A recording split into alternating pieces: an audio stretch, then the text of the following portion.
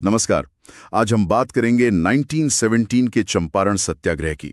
ये सिर्फ एक राजनीतिक घटना नहीं थी, बल्कि ये सामाजिक न्याय और जिसे कहते हैं आत्मसम्मान की लड़ाई भी थी। हाँ, जिसने भारत के स्वतंत्रता संग्राम को एक बिल्कुल नई दिशा दी। हमारे पास चंपारण सत्याग्रह, स्वतंत्रता संग्राम की पहली अहिंसक विजय से जुड़े कुछ अहम दस्तावेज हैं। तो आइए इस महत्वपूर्ण घटना को थोड़ा और गहराई से समझते हैं। बिल्कुल। इसकी शुरुआत होती है बिहार के चंपारण जिले से। वहां अंग्रेज बागान मालिक किसानों का भयानक शोषण कर रहे थे। और यहीं पर महात्मा गांधी ने भारत में अपना पहला बड़ा सत्याग्रह किया, है ना? हाँ, सत्याग्रह का पहला सफल प्रयोग। तो चंपारण में असल दिक्कत क्या थी, मतलब जड़ क्या थी समस्या की? सूत्र बताते हैं कि अंग्रेज किसान से जबरदस्ती एक 3 काठिया प्रणाली के तहत नील की खेती करवाते थे। हाँ बिल्कुल, 3 काठिया। इसका मतलब यह था कि किसान को अपनी जमीन के 1/3 हिस्से पर, मतलब हर बीघे में 3 कट्ठे पर नील उगाना ही पड़ता था, चाहे उसकी मर्जी हो या ना हो। चाहे उसकी मर्जी हो या ना हो। और इसमें देखिए, लागत बहुत ज्यादा आती थी, जमीन की मिट्टी खराब होती थी, वो अलग। और बेचने का क्या? बेचने पर पूरा नियंत्रण अंग्रेजों का था। वो जो दाम तय करें वही। नतीजा ये कि किसान बेचारे भारी कर्ज में डूबते चले जाते थे, पीढ़ी दर पीढ़ी। और अगर कोई हिम्मत करके मना कर दे तो जाहिरा अंग्रेज आसानी से तो नहीं मानते होंगे। नहीं, बिल्कुल नहीं। सूत्र बताते हैं कि उन पर भयानक जुल्म होता था। लगान बढ़ा दिया जाता था, मारा पीटा जाता था, जमीनें हड़प ली जाती थीं, फसलें जब्त हो जाती थीं।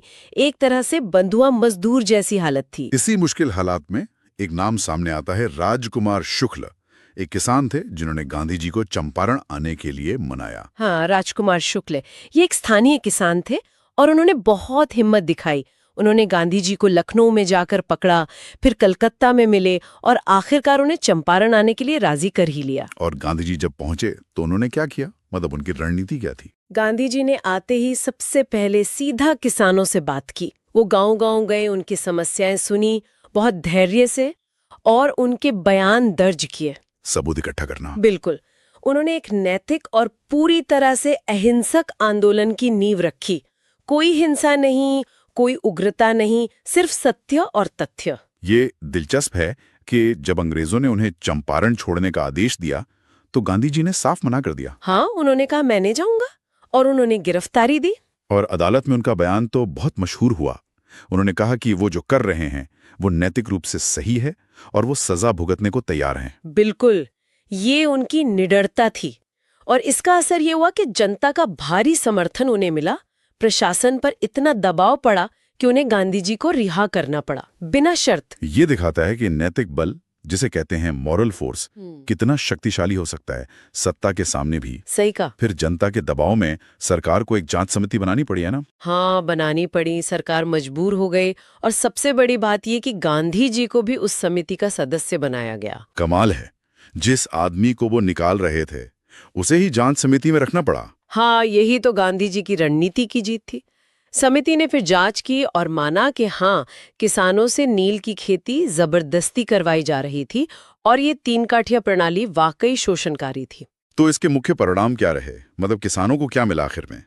कई बड़े परिणाम हुए। सबसे पहला तो ये कि वो जो जुल्म वाली 3 काठिया प्रणाली थी वो हमेशा के लिए खत्म हो गई। बहुत बड़ी राहत। बहुत बड़ी राहत। दूसरा, किसानों से जो अवैध तरीके से पैसा वसूला गया था उसका कुछ हिस्सा उन्हें हर्जाने के तौर पर वापस मिला। कर्ज भी कम हुए। और तीसरा?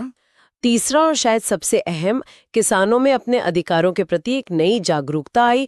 उनमें हिम्मत आई कि वो अन्याय के खिलाफ बोल सकते हैं। और गांधी जी के लिए? गांधी जी की प्रतिष्ठा पूरे देश में फैल गई। वो एक जन नेता के रूप में स्थापित हो गए।